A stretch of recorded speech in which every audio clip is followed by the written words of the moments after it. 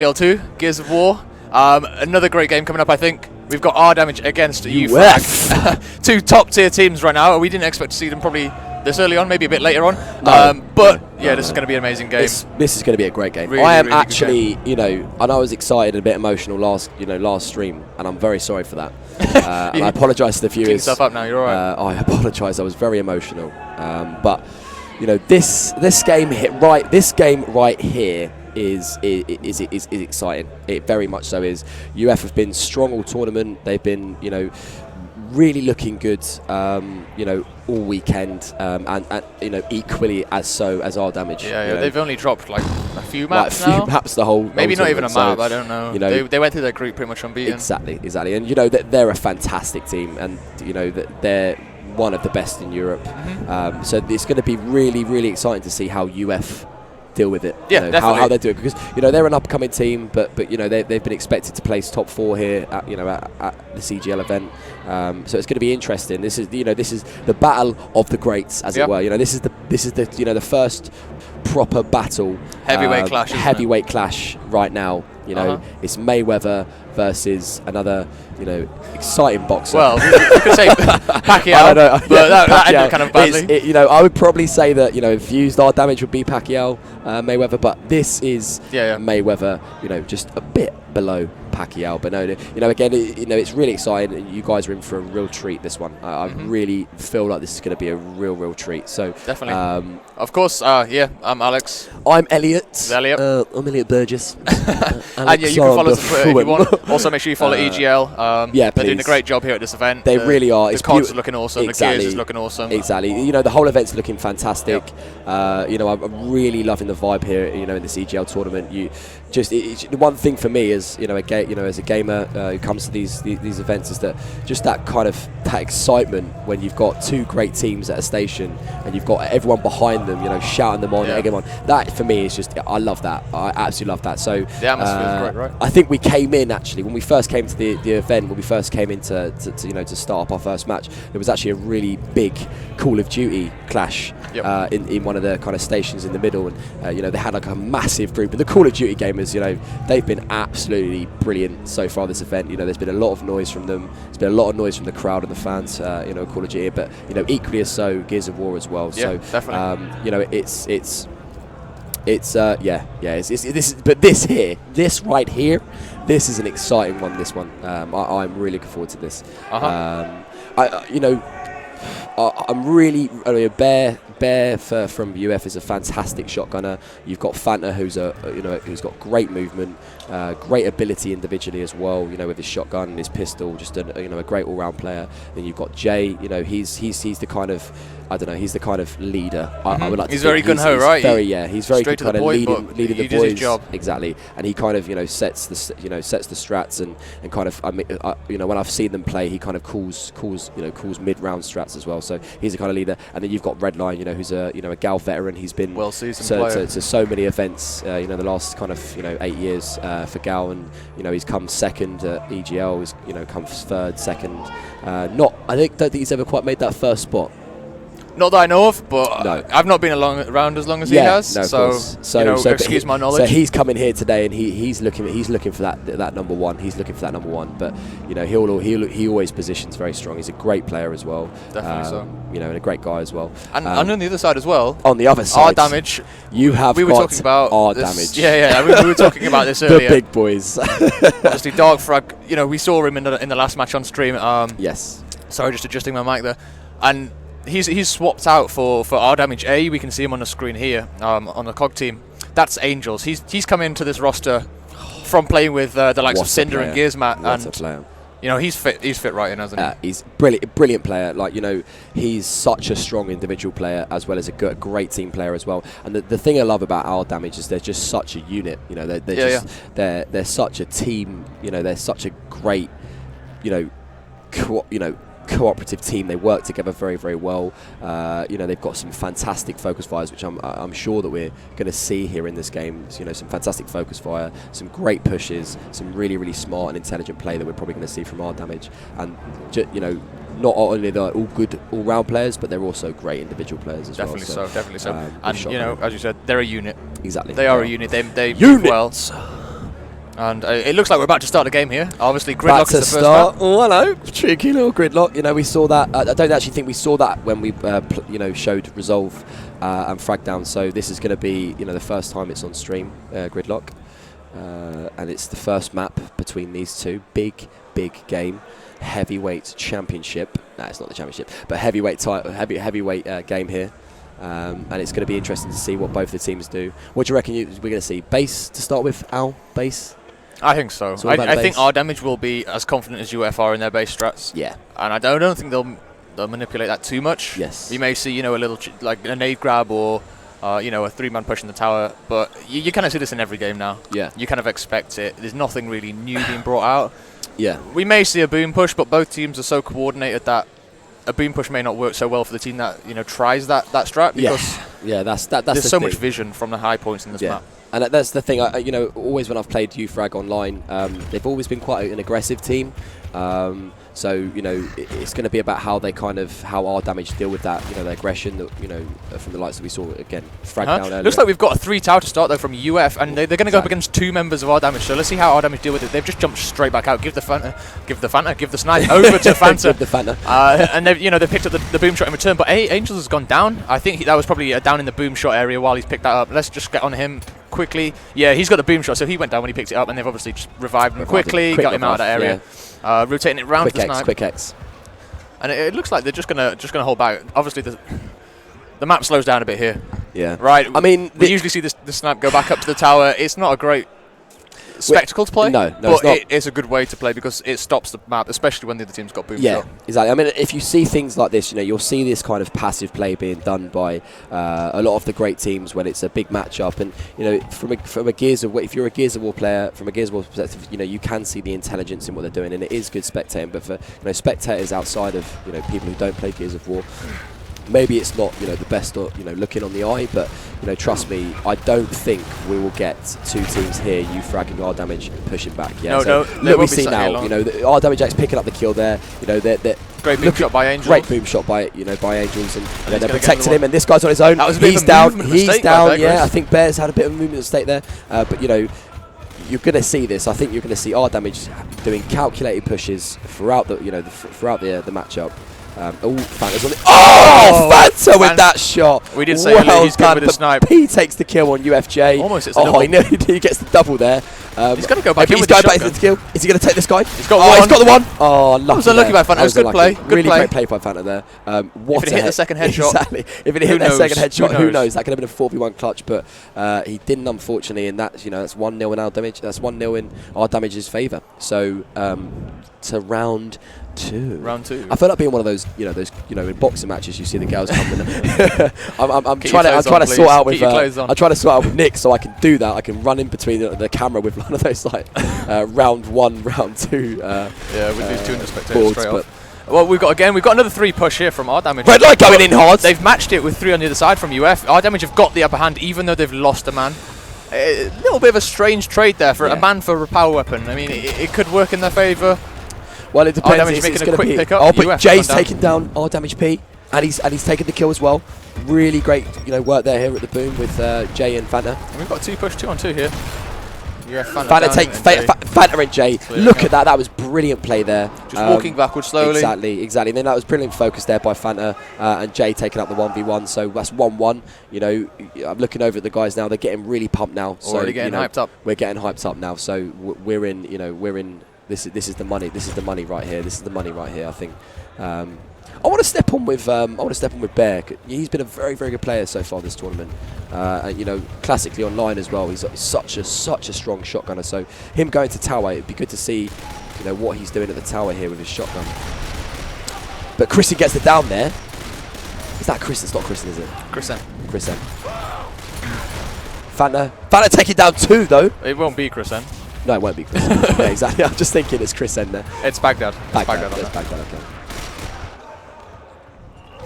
Cool. So we've got down here at boom, but Rdamage A going down, and I think this is going to be this is going to be UF's round. Well done. 2-1 in their favour. Well done. giving a bit of stick over the monitors. Yeah, this is what it's all about. This is what EGL's all about. This really is.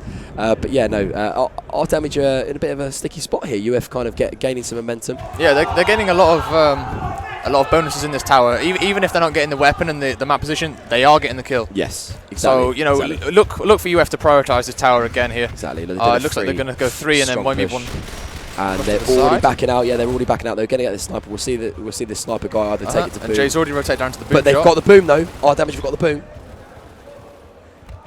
And see what they can do with it. Can we step on with Jay so we can see some cheeky sniper shots, please? I think it'll be Fanta that's got the snipe here. Oh, is it Fanta that got the snipe? Oh, okay. I thought it was Jay. Normally Jay is the snipe.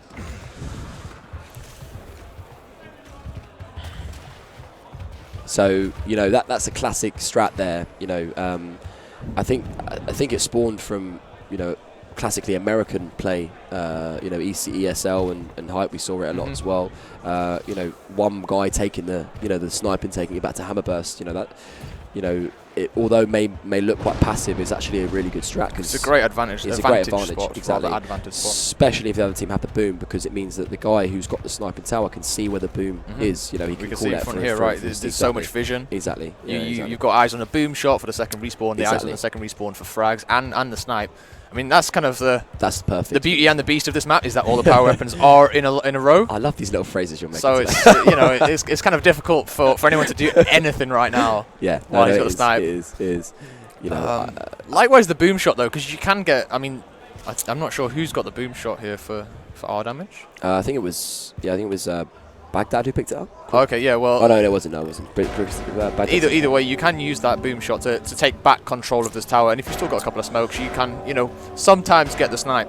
Yeah. And in which case, you actually lose advantage by sitting in the tower. It's still difficult to push. Yeah. But, this man can pick up the snipe, then you've still got a boom shot and a snipe. Well, yeah, I think what will happen most likely is, we might see Rdamage wait for that second snipe, but that's going to be quite hard with Fanta looking. But what we saw that first round was that we were in the kind of very similar position like we are now. But Rdamage pushed up. They saw the opportunity. Pushed through the tower. Exactly. They pushed to one of the Hamburst towers with the boom, and they end up picking off 2 players, which resulted with their win. Round, yeah. So we might see Rdamage push up. They'll wait for the opportunity.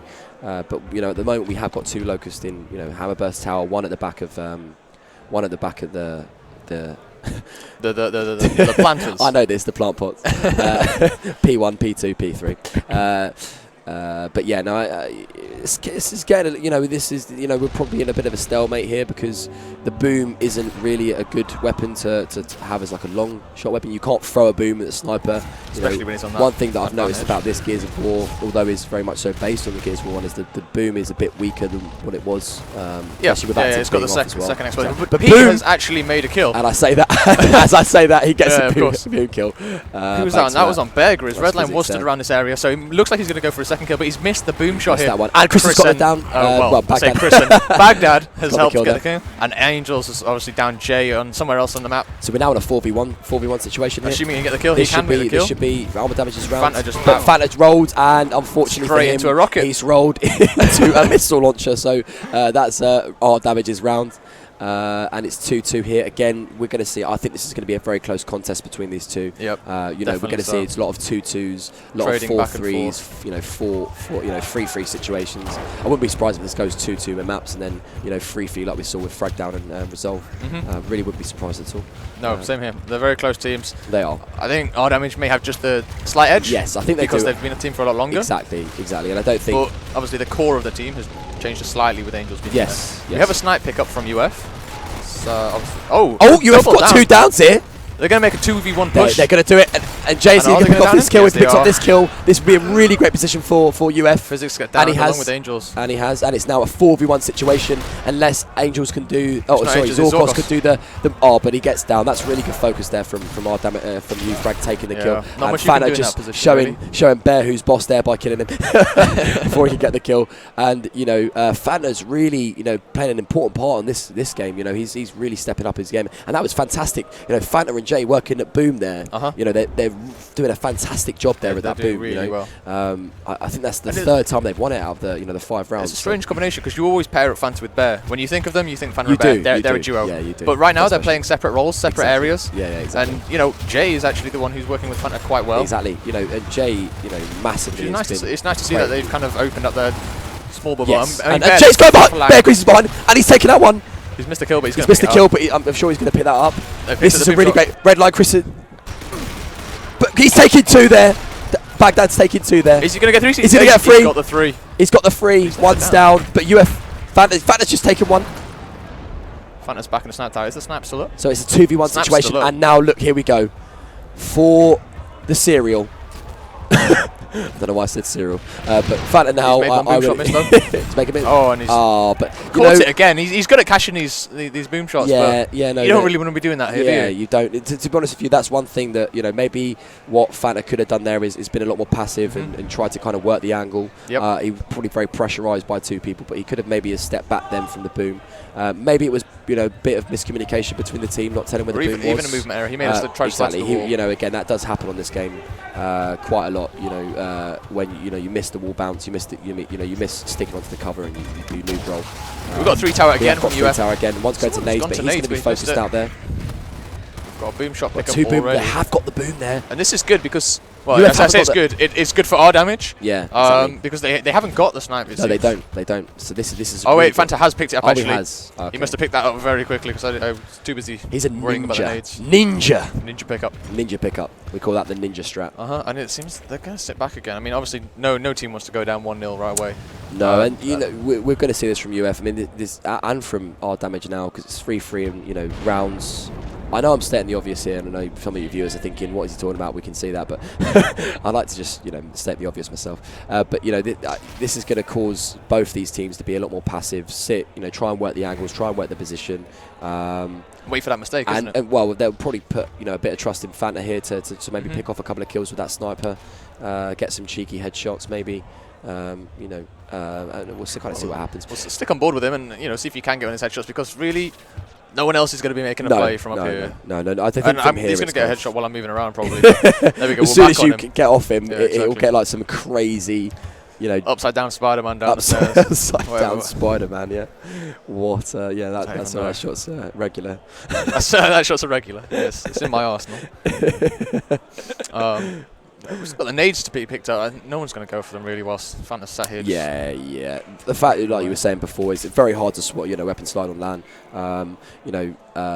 So you don't. It's not as kind of the percentage of being able to actually execute the weapon slide on LAN is much lower than what it is online because there's no real delay when you're picking up a weapon. You've got basically a frame to slide it. Exactly. And if you missed it, you're going to lock him up. Exactly. And obviously, I know you explained to the viewers. Earlier what a weapon slide was, but some teams will actually base strats on weapon sliding a weapon and getting out of it quite quickly. Some maps are really reliant on it. Exactly, and that's what changes. When you come to LAN, your strats have to change because you have to be you have to do something different because you have to anticipate the fact that you're not going to be able to weapon slide the boom, you're not going to be able to weapon slide the sniper. So it does just change things in the maps. So in the gameplay. And it also gives you a massive advantage if you can pull off. If you can. I mean, we've got. Sugar can do it, can't he? Yep, Sugar can do it. He's got weird hands though. But he's got weird hands, and I've got a really fast thumb. It's not sorry, if Sugar's watching this, I'm sorry. He hasn't got. They're not that bad. They're alright. They're nice looking weird hands. Weird positioned hands. That's what you should have said. But back to the game. No, enough of Sugar's hands. 1 minute to go. 1 minute left. Yeah, right. So yeah, we'll probably see a draw out on this one. I think. Yeah, and don't think much. Just to go over the ruling as well, where we are on the man advantage. So if it draws out twice, the team with the man advantage will win. Okay. So if we see this for another 2 rounds, this is what's going to happen. Obviously, it's not going to come into play now. But, well, this is the first draw, and also. But Bear Grits there's got a down on Chris. I think I think that's not going to make any difference. I think we see he's down at the bottom of the bottom of the snipe tower there. Someone is going to go pick it up, but he's actually baited. And Fanta's got a down there. Yeah, I think Boom's just behind him. Bear Grits has taken the kill. Can he go for this second one? But no, Angels takes that. Angels takes that. Yeah, I think this is going to be drawn out. I think Fanta here will just kind of sit back on. Yeah, no one's getting up there right now, are they? We've seen we haven't seen this very much, you know, so far in this matchup. You know, this kind of passive play and draws, but I still think that this is just because it's 3-3 in rounds, and you know, no team wants to kind of lose that last round. The game flows well. I mean, it's not one of those stalemate games. You know, we saw it a little bit in Judgment. Yeah, we did. Possibly. Well, actually, to be fair, I didn't really play Judgment. You didn't. I did. I hate the fact it was quite campy at times. I mean, for those that are watching, that have seen my old team play. We were very campy, and it's probably our fault. But you know, this game's a little bit faster, a bit smoother. You can make those pushes. You can make those plays. Exactly. Yeah. Exactly. And we're seeing 3 tower here from Rdamage as well, running in through the smoke. And there's no one here for UF. It looks like they're going for a boom push. It's very brave when you're 3-3. Back there chasing one, but I mean, he's going to get Lancered down here. Redline's picked up damage off physics, while UFJ has got down. And Fanta's gone huge again with that kill. And Fanta's, he's cleaned up the kill on the diagonal cast. Whether or not we can... We're in a 4-2 position. See a clutch here? I doubt it. I mean, UF seems to have this got guy's getting... Yeah, he's focused. He's focused. This is a 4v1. I mean... Zorkos is going to have to do magic with a sniper if he can pull out of the situation right now. If he pulls this off, as I said to you guys before, I'll eat my own hat. On stream. I actually do have a hat as well, and I will eat it on stream, but he's not. I don't think he's going to. Yeah, and that's great focus from UF there. That's really great focus from UF. And that's one. You know, UF is standing up, they're going hype, and that was a good map to watch. I think both teams are figuring each other out a little bit. Both teams have kind of stalemated a few little sections where they could have pushed, maybe. But they're going to do this. They're going to do this. None of these teams wants to drop to the losers bracket right now. Exactly. I think this is always going to kind of expected. You know, we're in the latter stages of the tournament. You know, the winners bracket this is. So we're going to see that kind of passive play come in to affect more and more and more. But Fanta there, just to obviously, we didn't mention upon it, but he was 8 kills and 8 downs.